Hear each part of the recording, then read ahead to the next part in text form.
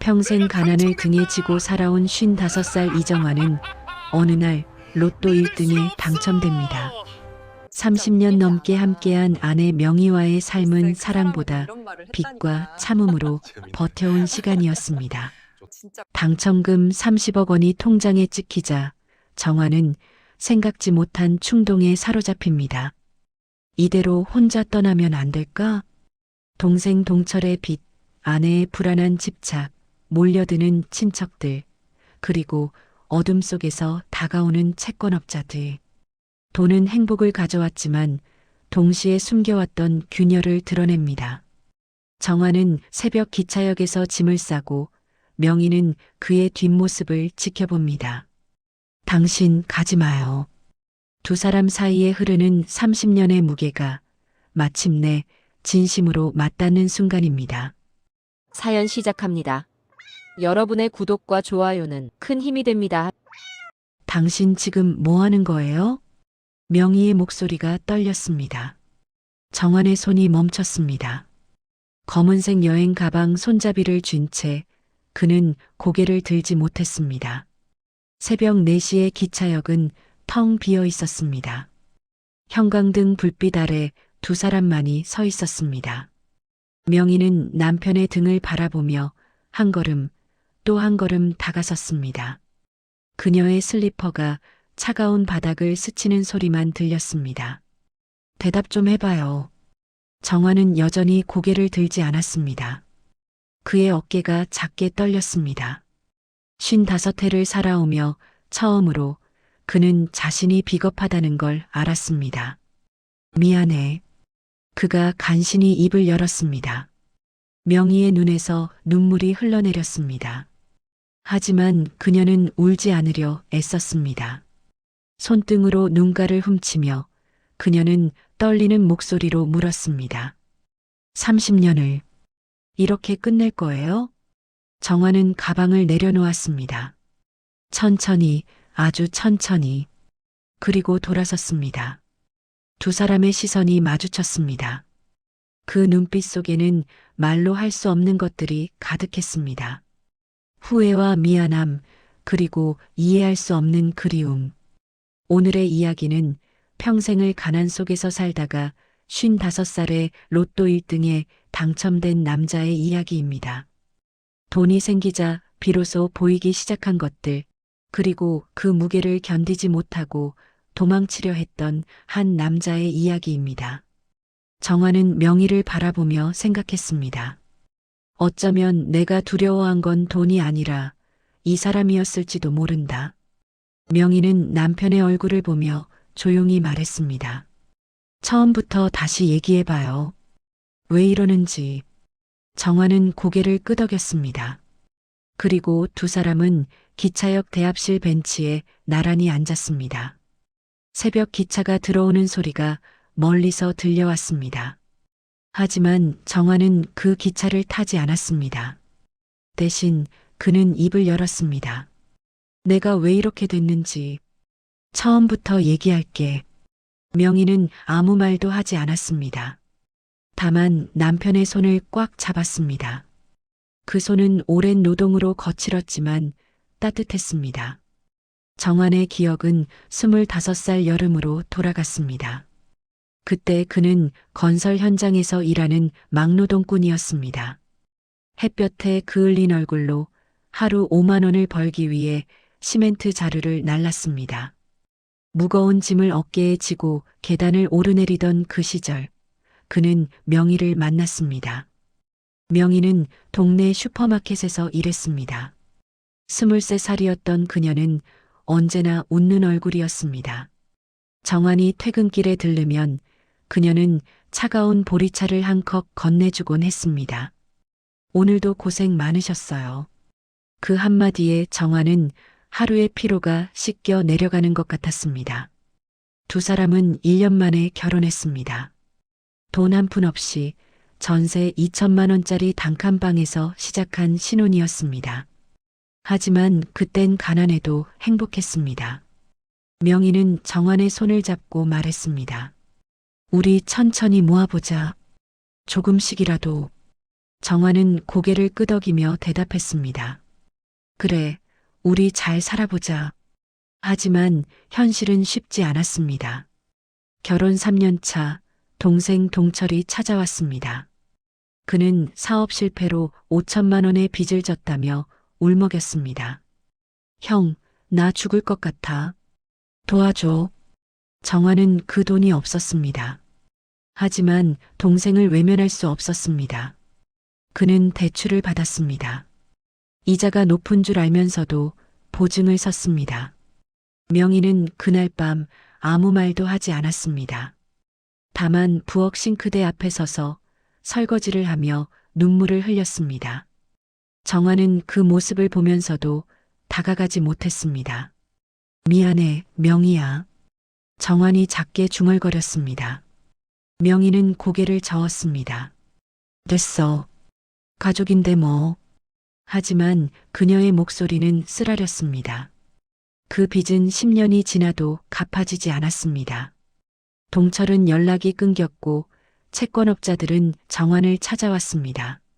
정환은 낮에는 건설 현장에서 밤에는 편의점에서 일했습니다.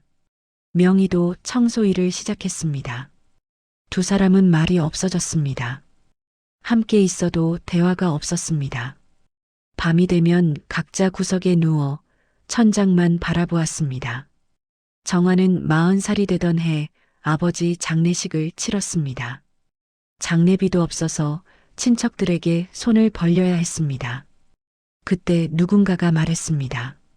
정환이는 평생 저렇게 살겠네. 그 말이 가슴에 박혔습니다. 사실이었으니까요. 정환은 거울 앞에 섰습니다. 40살의 얼굴은 50살처럼 늙어 있었습니다. 주름진 이마, 푹 꺼진 눈, 굽은 어깨. 나는 도대체 뭘 위해 사는 걸까? 그런 생각이 들 때마다 정환은 소주를 마셨습니다.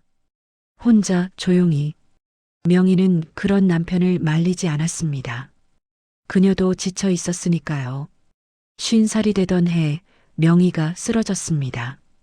과로였습니다. 병원비로 또 300만 원이 나갔습니다. 정화는 병실에 누워있는 아내를 보며 생각했습니다. 이 사람도 나 때문에 이렇게 된 거야. 명희는 눈을 뜨고 정환을 보았습니다. 여보, 괜찮아. 나 금방 나을 거야.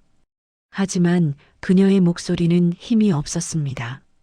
정환은 아내의 손을 잡았습니다. 그 손은 예전처럼 부드럽지 않았습니다.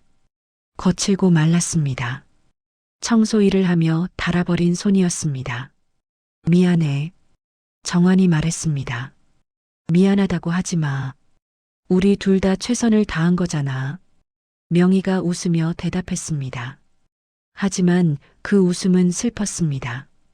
정환은 그날 밤 병원 옥상에 올라갔습니다. 담배를 피우며 하늘을 보았습니다. 별이 보이지 않았습니다. 도시의 불빛이 너무 밝았으니까요. 언젠가는 끝이 있겠지. 그는 중얼거렸습니다. 그리고 정확히 5년 후 55살이 되던 어느 토요일 저녁, 정환의 인생에 기적이 찾아왔습니다.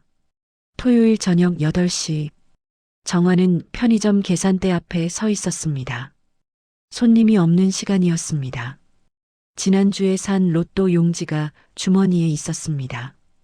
1,000원짜리 5장. 그는 매주 토요일마다 로또를 샀습니다. 당첨될 거라는 기대 같은 건 하지 않았습니다. 다만 습관이었습니다. 스마트폰을 꺼내 당첨 번호를 확인했습니다. 화면에 6개의 숫자가 떴습니다. 7, 12, 23, 35, 42, 45. 정환은 주머니에서 로또 용지를 꺼냈습니다. 첫 번째 용지를 펼쳤습니다. 숫자가 맞지 않았습니다. 두 번째도 아니었습니다. 세 번째 용지를 펼치는 순간 정환의 손이 멈췄습니다. 7, 12, 23, 35, 42, 45. 6개의 숫자가 모두 일치했습니다. 정환은 숨을 멈췄습니다. 심장이 빠르게 뛰었습니다. 손이 떨렸습니다. 아니야, 내가 잘못 본 거야. 그는 다시 한번 확인했습니다. 스마트폰 화면과 로또 용지를 번갈아 보았습니다. 똑같았습니다. 정화는 계산대 의자에 주저앉았습니다. 머리가 하얘졌습니다. 숨을 쉬는 것조차 잊었습니다. 30억? 30억 원. 그 숫자가 현실처럼 느껴지지 않았습니다. 정화는 55년을 살며 1,000만 원 이상의 돈을 한 번에 만져본 적이 없었습니다. 급여는 늘 200만 원 안팎이었고 그마저도 빚 갚느라 손에 남는 건 거의 없었습니다. 30억? 그 돈이면 빚을 다 갚을 수 있습니다. 집도 살 수 있습니다. 명희에게 새 옷도 사줄 수 있습니다. 병원비 걱정도 하지 않아도 됩니다. 정화는 로또 용지를 꼭 쥐었습니다. 종이가 구겨졌습니다. 그때 편의점 문이 열렸습니다. 손님이 들어왔습니다. 담배 한 갑이요. 정화는 고개를 들었습니다. 기계적으로 담배를 건넸습니다. 4,500원입니다. 손님이 돈을 내고 나갔습니다. 정화는 다시 혼자가 되었습니다. 그는 천천히 스마트폰을 들어 명희에게 전화를 걸려 했습니다. 하지만 손가락이 화면에 닿지 않았습니다. 뭐라고 말하지? 그는 생각했습니다. 여보, 나 로또 1등 됐어. 이렇게 말하면 명희는 뭐라고 할까요? 믿을까요? 아니면 농담이라고 생각할까요? 정화는 전화를 끊었습니다. 대신 로또 용지를 지갑 깊숙이 넣었습니다. 그날 밤 정화는 집에 돌아왔습니다. 새벽 1시였습니다. 명희는 거실 소파에서 텔레비전을 보고 있었습니다. 왔어요?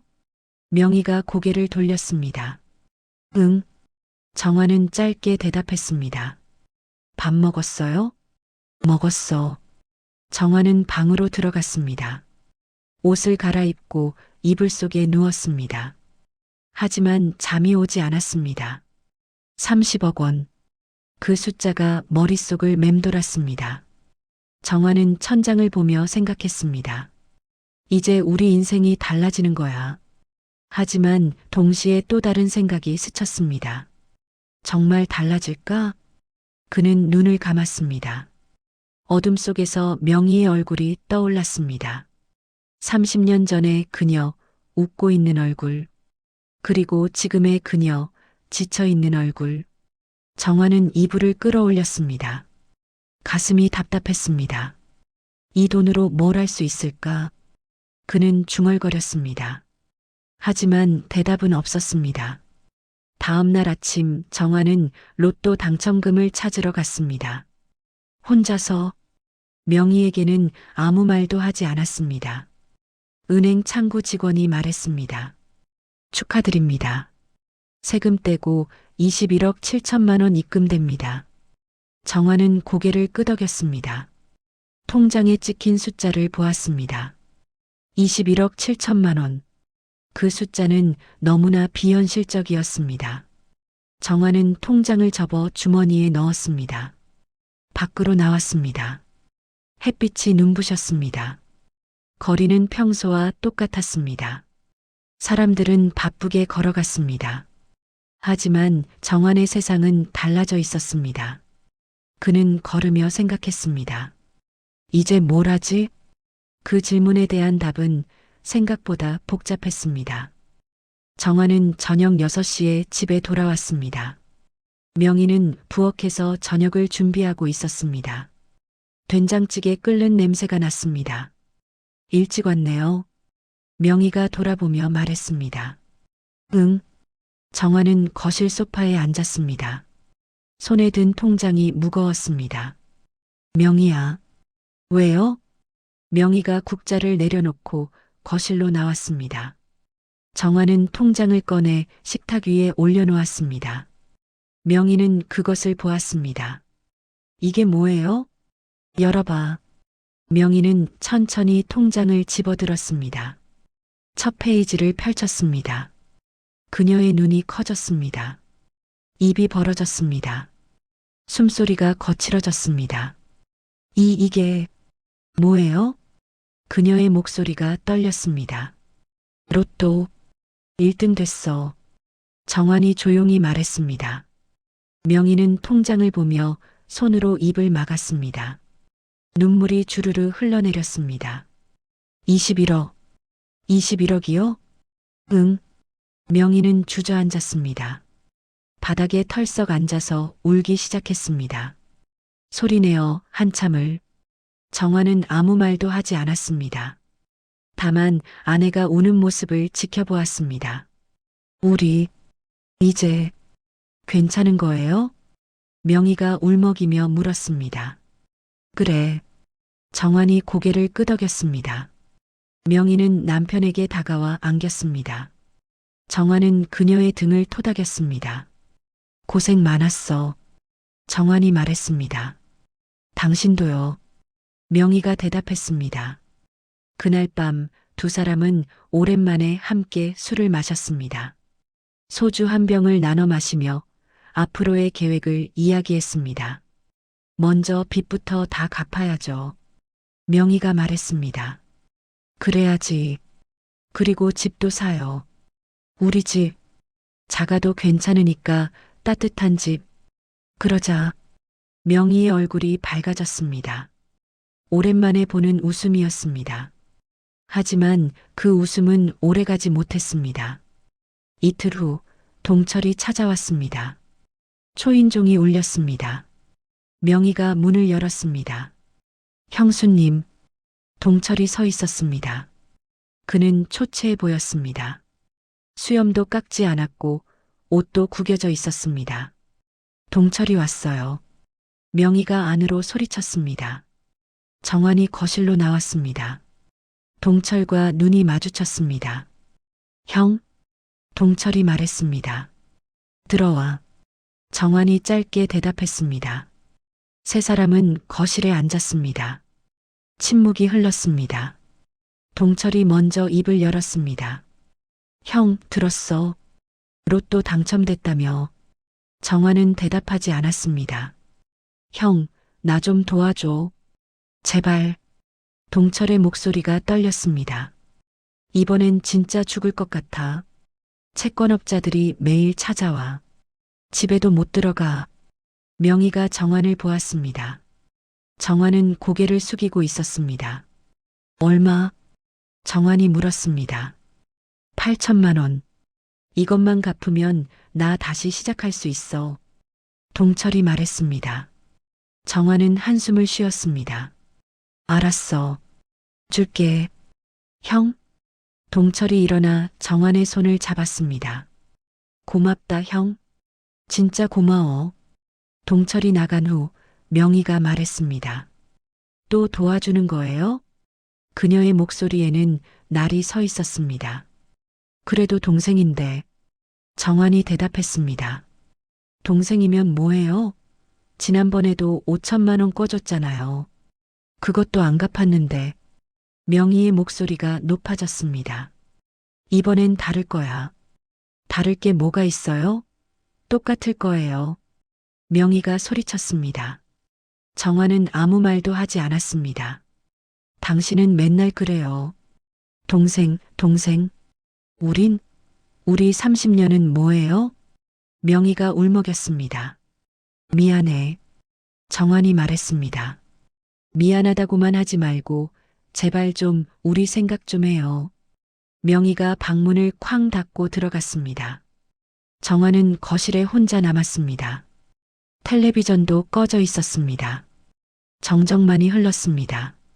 그는 창문 밖을 보았습니다. 밤이 깊어가고 있었습니다. 이 돈이 우리를 행복하게 해줄 거라고 생각했는데 정환은 중얼거렸습니다. 하지만 현실은 달랐습니다. 돈이 생기자 사람들이 모여들었습니다. 친척들이 연락을 했습니다. 오랫동안 연락 없던 친구들이 전화를 걸었습니다. 그리고 명희는 변하기 시작했습니다. 그녀는 통장을 확인하는 횟수가 늘었습니다. 하루에도 몇 번씩 은행 앱을 열어보았습니다. 돈이 줄어들까봐 두려워했습니다. 여보, 오늘 얼마 썼어요? 그녀는 매일 물었습니다. 정화는 대답하는 것이 점점 힘들어졌습니다. 동철에게 8천만 원을 송금한 지 사흘이 지났습니다. 정화는 편의점 일을 그만뒀습니다. 더 이상 일할 필요가 없었으니까요. 하지만 집에 있는 게 더 힘들었습니다. 명희는 말을 아꼈습니다. 아침을 차려주고 설거지를 하고 빨래를 했습니다. 하지만 정환과 눈을 마주치지 않았습니다. 명희야. 정환이 불렀습니다. 왜요? 명희가 퉁명스럽게 대답했습니다. 우리 어디 여행이나 갈까? 됐어요. 명희는 돌아서서 방으로 들어갔습니다. 정환은 거실에 혼자 앉아 있었습니다. 텔레비전을 켰지만 내용이 들어오지 않았습니다. 그때 초인종이 울렸습니다. 정환은 인터폰 화면을 보았습니다. 낯선 남자 둘이 서 있었습니다. 정장을 입고 있었지만 눈빛이 날카로웠습니다. 정환은 문을 열었습니다. 이정환 씨 맞으십니까? 한 남자가 물었습니다. 네, 그런데요. 저희는 대한신용정보에서 나왔습니다. 이동철 씨 보증인이시죠? 남자가 서류를 꺼내 보여주었습니다. 정환의 얼굴이 굳었습니다. 보증인이요? 네. 15년 전에 이동철 씨가 대출 받으실 때 연대보증 서시지 않으셨습니까? 정환은 기억을 더듬었습니다. 15년 전 동철이 처음 사업을 시작할 때였습니다. 급하게 돈이 필요하다며 보증을 서달라고 했었습니다. 그때 빚은 다 갚았다고 들었는데요. 정환이 말했습니다. 일부만 갚으셨고 나머지는 미납입니다. 현재 원금과 이자를 합쳐서 1억 2천만 원입니다. 남자가 차갑게 말했습니다. 정환은 숨이 막혔습니다. 1억 2천만 원이요? 네. 이동철 씨가 연락이 두절된 상태라 연대보증인이신 선생님께 청구할 수밖에 없습니다. 명희가 방문을 열고 나왔습니다. 무슨 일이에요? 그녀가 물었습니다. 남자들이 명희를 보았습니다. 댁이 부인이십니까? 네. 남편분이 연대보증을 서신 채무가 있습니다. 1억 2천만 원입니다. 명희의 얼굴이 하얗게 변했습니다. 뭐라고요? 그녀의 목소리가 떨렸습니다. 다음 주까지 변제하지 않으시면 법적 조치에 들어갈 수밖에 없습니다. 남자가 서류를 정환에게 건넸습니다.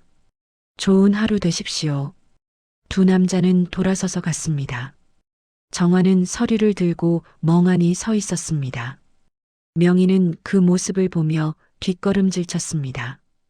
1억 2천만 원이요? 당신 그것도 모르고 있었어요? 명희가 소리쳤습니다. 나도 몰랐어. 진짜로. 정환이 말했습니다. 몰랐다고요? 보증을 서놓고 몰랐다고요? 명희의 목소리가 점점 높아졌습니다. 미안해. 미안하면 다해요? 당신 8천만 원 줬잖아요. 그것도 모자라서 1억 2천만 원을 더 내라고요? 명희가 울기 시작했습니다. 이 돈이면 집도 사고 평생 걱정 없이 살 수 있을 줄 알았어요. 근데 뭐예요? 동생한테 다 퍼주려고요? 정환은 아무 말도 할 수 없었습니다. 명희는 주저앉아 울었습니다. 소리내어 목이 쉬도록. 왜 우리는 맨날 이래요? 돈이 생겨도 기회가 와도 맨날 이렇게 되는 거예요? 정환은 명희 옆에 앉았습니다. 그녀의 어깨를 안으려 했지만 명희는 몸을 피했습니다. 만지지 마요. 명희가 말했습니다. 정환의 손이 허공에 멈췄습니다. 그날 밤 정환은 동철에게 전화를 걸었습니다. 하지만 전화는 꺼져 있었습니다. 몇 번을 걸어도 마찬가지였습니다. 정환은 동철의 집으로 갔습니다. 문을 두드렸지만 아무도 나오지 않았습니다. 이웃에게 물어보니 일주일 전에 이사 갔다고 했습니다. 정환은 현관문 앞에 주저앉았습니다. 머리를 감싸 쥐었습니다. 내가 바보였어. 그는 생각했습니다. 집으로 돌아왔을 때 명희는 침대에 누워 있었습니다. 등을 보이고 있었습니다. 명희야. 정환이 불렀습니다. 대답이 없었습니다. 동철이 연락이 안 돼. 정환이 말했습니다. 명희가 천천히 몸을 돌렸습니다. 그녀의 눈은 퉁퉁 부어 있었습니다. 그래서요? 그녀가 물었습니다. 1억 2천만 원 내가 갚을게. 당연히 갚아야죠. 당신이 보증 섰으니까. 명희의 목소리는 차가웠습니다. 미안해. 미안하다는 말, 이제 지겹네요. 명희가 다시 등을 돌렸습니다. 정환은 거실로 나왔습니다. 소파에 앉아 고개를 떨어뜨렸습니다. 창밖으로 비가 내리기 시작했습니다. 빗소리가 유리창을 두드렸습니다. 정환은 생각했습니다. 이 돈이 우리를 망치는 건 아닐까? 그리고 그 순간 한 가지 생각이 스쳤습니다. 차라리 혼자 떠나면 안 될까? 그 생각은 작았지만 점점 커졌습니다. 마음 한구석에 자리 잡기 시작했습니다. 일주일이 지났습니다. 정환은 1억 2천만 원을 송금했습니다. 통장 잔액은 10억 원이 조금 넘게 남았습니다. 그리고 집안의 공기는 더욱 차가워졌습니다. 명희는 말을 거의 하지 않았습니다. 밥상을 차려주고 설거지를 하고 빨래를 널었습니다. 하지만 정환을 보지 않았습니다. 명희야, 우리 얘기 좀 하자. 정환이 말했습니다. 명희는 대답 없이 주방으로 들어갔습니다. 정환은 혼자 식탁에 앉아 밥을 먹었습니다. 국이 식어 있었습니다. 밥도 퍼석했습니다. 하지만 정환은 아무 말 없이 다 먹었습니다. 그날 오후 친척들이 찾아왔습니다. 고모, 고모부, 그리고 사촌 동생까지. 정환아, 잘 됐다며? 축하한다. 고모가 웃으며 말했습니다. 고맙습니다. 정환이 대답했습니다. 근데 말이야, 우리 막내가 지금 사업 시작하려고 하는데 자금이 좀 부족해서 그래. 3천만 원만 빌려줄 수 있을까? 고모부가 말했습니다. 정환은 명희를 보았습니다. 명희는 고개를 돌렸습니다. 생각 좀 해보고 연락드릴게요. 정환이 말했습니다. 생각은 무슨, 너 20억 있잖아. 3천만 원쯤이야. 고모가 웃었습니다. 그들이 간 후 명희가 말했습니다. 또 주려고요? 아니, 안 줄 거야. 정환이 대답했습니다. 진짜요? 명희가 처음으로 정환을 똑바로 보았습니다. 응. 하지만 명희는 믿지 않는다는 표정이었습니다.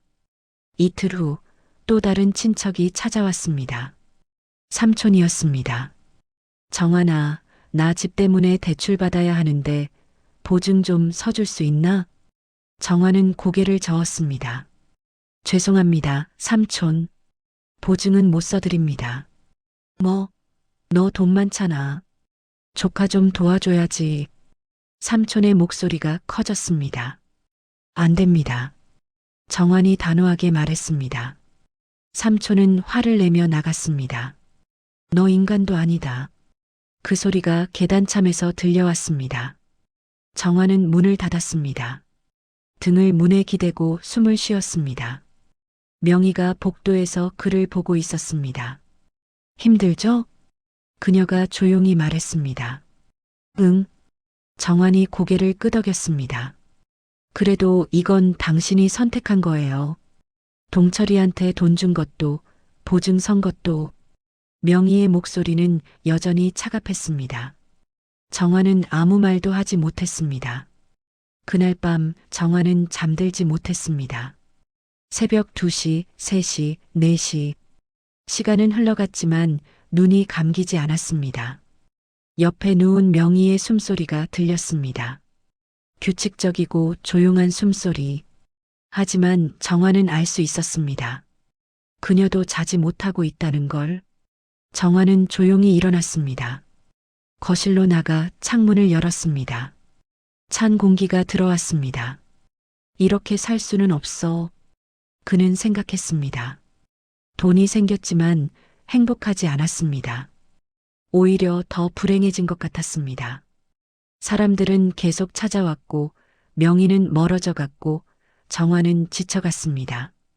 차라리 혼자 떠나면 그 생각이 다시 떠올랐습니다. 정화는 스마트폰을 켰습니다. 기차 시간표를 검색했습니다. 새벽 5시에 부산행 기차가 있었습니다. 부산. 그곳에 가면 아무도 모를 것입니다. 새로운 이름으로 새로운 삶을 살 수 있을 것입니다. 정화는 침실로 돌아갔습니다. 옷장을 조용히 열어 옷을 꺼냈습니다. 여행 가방에 넣었습니다. 명희가 뒤척였습니다. 정화는 움직임을 멈췄습니다. 하지만 명희는 다시 조용해졌습니다. 정화는 가방을 들고 거실로 나왔습니다. 신발을 신었습니다. 문손잡이를 잡았습니다. 그때 뒤에서 목소리가 들렸습니다. 어디 가요? 명희였습니다. 정화는 돌아보지 않았습니다. 산책. 새벽 4시에 가방 들고 산책이요? 명희가 다가왔습니다. 정화는 여전히 고개를 돌리지 않았습니다. 명희야, 도망가려는 거죠? 명희의 목소리가 떨렸습니다. 정화는 대답하지 못했습니다. 대답 좀 해봐요. 도망가려는 거냐고요? 명희가 소리쳤습니다. 정화는 천천히 고개를 들었습니다. 명희를 바라보았습니다. 그녀의 눈에는 눈물이 가득했습니다. 미안해. 정환이 말했습니다. 미안하다고만 하지 말고 대답해요. 나 버리고 가려는 거예요? 나도 모르겠어. 그냥 힘들어. 정환의 목소리가 갈라졌습니다. 힘든 건 나도 마찬가지예요. 근데 나는 도망가지 않았어요. 명희가 울먹였습니다. 미안해. 정말 미안해. 정환은 가방을 내려놓았습니다. 하지만 신발은 벗지 않았습니다. 기차역 가는 거죠? 명희가 물었습니다. 정환은 고개를 끄덕였습니다. 그럼 가봐요. 나도 따라갈 테니까. 명희가 신발을 신기 시작했습니다. 왜? 당신 혼자 보낼 수 없어서요. 명희가 대답했습니다. 두 사람은 새벽 기차역으로 향했습니다. 말없이 나란히. 그리고 기차역에 도착했을 때 정화는 깨달았습니다. 자신이 진짜 도망치고 싶었던 건 돈이 아니라 자기 자신이었다는 것을. 기차역 대합실 벤치. 두 사람은 나란히 앉았습니다. 새벽 4시 반. 사람은 없었고 형광등만 밝았습니다. 정화는 손을 모은 채 고개를 숙이고 있었습니다.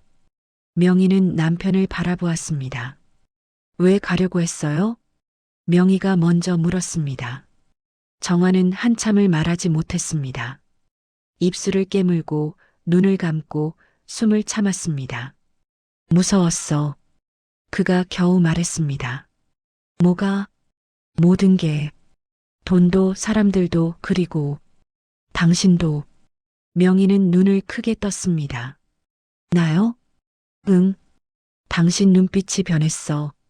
돈 생기고 나서. 정환이 말했습니다. 명희는 입술을 깨물었습니다. 나도 알아. 내가 변했다는 거. 근데 어쩔 수 없었어요. 그녀의 목소리가 떨렸습니다. 30년 동안 가난했잖아요. 맨날 돈 걱정하고 빚 걱정하고 밥 한 끼 먹을 때도 계산하고 버스비 아끼려고 걸어다니고 병원도 못 가고. 명희가 울기 시작했습니다. 그러다가 갑자기 20억이 생긴 거예요. 처음엔 기뻤어요. 정말로. 우리 이제 살 수 있겠다 싶었어요. 근데 그녀는 말을 잇지 못했습니다. 정환이 그녀를 보았습니다. 근데 당신이 동철이한테 돈 주는 거 보면서 무서웠어요. 또 다 잃을까봐. 또 가난해질까봐. 명희가 손으로 얼굴을 가렸습니다. 그래서 당신한테 화내고 차갑게 대했어요. 미안해요. 정환은 명희의 손을 잡았습니다. 이번엔 명희가 손을 빼지 않았습니다. 나도 미안해. 나도 겁났어. 동철이 때문에 돈 다 날릴까봐. 친척들이 계속 찾아올까봐. 그리고 정환이 말을 멈췄습니다. 그리고 명희가 물었습니다. 당신이 날 사랑하는 게 아니라 돈을 사랑하는 거 아닐까 하는 생각이 들었어. 정환이 고백했습니다. 명희는 눈을 크게 뜨고 남편을 보았습니다. 뭐라고요? 당신이 나한테 차갑게 대하는 거 보면서 생각했어. 이 사람은 가난한 나는 사랑하지 않았던 거구나. 돈 있는 나만 사랑하는 거구나. 정환의 목소리가 갈라졌습니다. 명희는 남편의 손을 꽉 잡았습니다. 바보. 그녀가 말했습니다. 당신이 로또 당첨되기 전까지 30년 동안 나는 당신 옆에 있었잖아요. 돈 한 푼 없을 때도, 빚쟁이 피해 다닐 때도, 당신이 술 마시고 토할 때도 명희의 눈물이 뚝뚝 떨어졌습니다. 내가 돈을 사랑했다면 진작에 당신 떠났어요. 더 잘 사는 남자 찾아갔을 거예요. 정환은 아무 말도 하지 못했습니다. 나는 당신을 사랑했어요. 가난해도 힘들어도. 근데 당신은 왜 그걸 몰랐어요? 명희가 소리쳤습니다. 정환의 눈에서 눈물이 흘러내렸습니다. 55해를 살며 그는 사람들 앞에서 거의 울지 않았습니다. 하지만 지금은 참을 수 없었습니다. 미안해. 정말 미안해. 정환이 명희를 안았습니다. 명희도 남편을 안았습니다. 두 사람은 한참을 울었습니다. 소리내어 아이처럼. 시간이 얼마나 흘렀을까요? 울음이 잦아들고 두 사람은 서로를 바라보았습니다. 우리 바보였네요. 명희가 웃으며 말했습니다. 그러게. 정환도 웃었습니다. 돈이 문제가 아니었어요. 우리가 서로를 믿지 못한 게 문제였어요. 명희가 말했습니다. 맞아. 정환이 고개를 끄덕였습니다. 그래도 이제 알았잖아요. 우리가 뭘 원하는지. 명희가 남편의 손을 쥐었습니다. 응. 집으로 가요. 그리고 다시 시작해요. 명희가 말했습니다. 정환은 여행 가방을 보았습니다. 그 가방 안에는 옷 몇 벌과 통장이 들어 있었습니다. 나는 이걸 들고 어디로 가려고 했을까?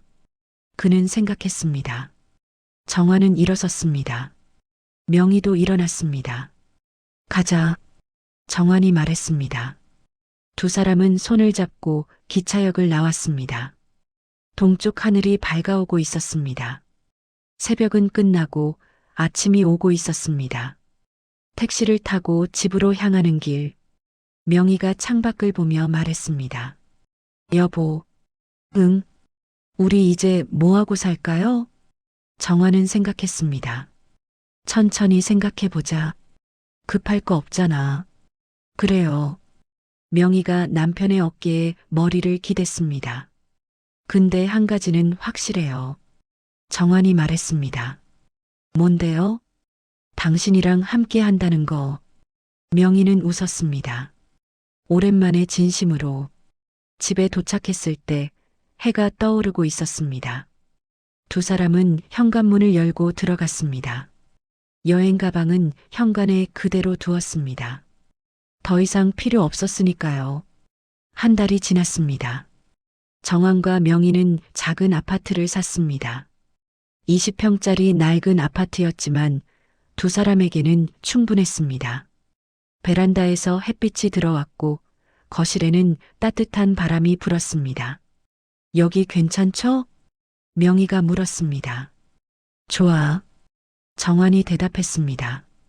두 사람은 함께 집을 꾸몄습니다. 가구를 고르고 커튼을 달고 화분을 놓았습니다. 천천히 서두르지 않고 나머지 돈은 은행에 예금했습니다. 매달 이자로 400만 원 정도가 나왔습니다. 두 사람이 살기에 충분한 돈이었습니다. 어느 날 저녁 두 사람은 베란다에 앉아 있었습니다. 도시의 불빛이 반짝였습니다. 여보, 명희가 말했습니다. 응. 우리 인생에서 제일 행복한 순간이 언제였어요? 정화는 잠시 생각했습니다. 25살 당신 처음 만났을 때. 거짓말. 그땐 돈도 없었는데. 명희가 웃었습니다. 그래서 좋았어. 돈 걱정은 있었지만 당신이 있었으니까. 정환이 말했습니다. 명희는 남편의 손을 잡았습니다. 나도 그때가 좋았어요. 가난했지만 행복했죠. 지금은? 정환이 물었습니다. 지금도 행복해요. 명희가 웃었습니다. 정환은 하늘을 보았습니다. 별이 보였습니다. 도시에서는 잘 보이지 않는 별들이 오늘은 희미하게나마 보였습니다. 명희야. 왜요? 나 로또 당첨된 거 후회 안 해. 갑자기 왜요? 그 일이 없었으면 우리 이렇게 얘기 못했을 거야. 서로 마음 모르고 살았을 거야. 정환이 말했습니다. 명희는 고개를 끄덕였습니다. 맞아요. 돈이 생기니까 비로소 보였어요. 우리가 뭘 원하는지. 돈이 아니라 서로였다는 거. 정환이 말했습니다. 응. 명희가 대답했습니다. 두 사람은 한동안 말없이 앉아 있었습니다. 바람이 불었습니다. 가을이 깊어가고 있었습니다. 여보, 우리 내일 뭐 해요? 명희가 물었습니다. 글쎄, 산책이라도 갈까? 좋아요. 오랜만에 손잡고 걸어요. 그래.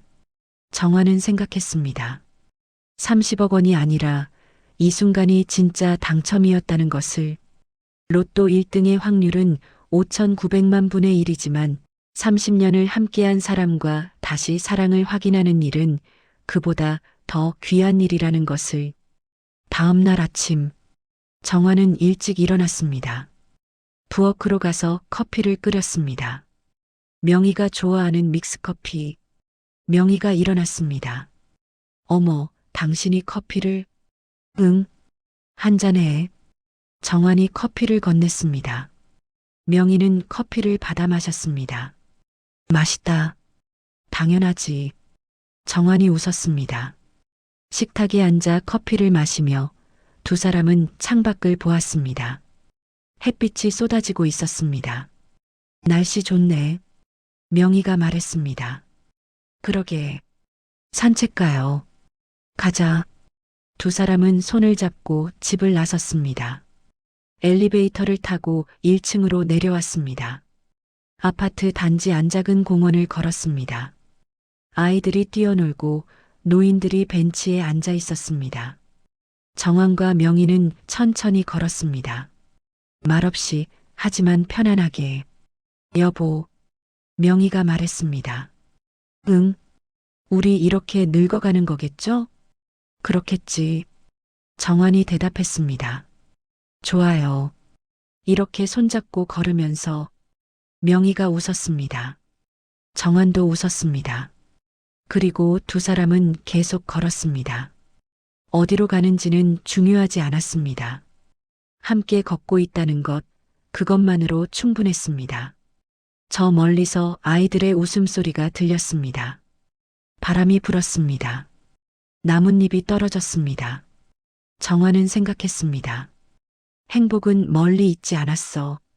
바로 옆에 있었어. 명희의 손을 꽉 쥐었습니다. 명희도 남편의 손을 꽉 쥐었습니다. 그렇게 두 사람은 걸었습니다. 가을 햇살 아래서 손을 맞잡고. 오늘도 한 편의 이야기를 함께 해주셔서 고맙습니다.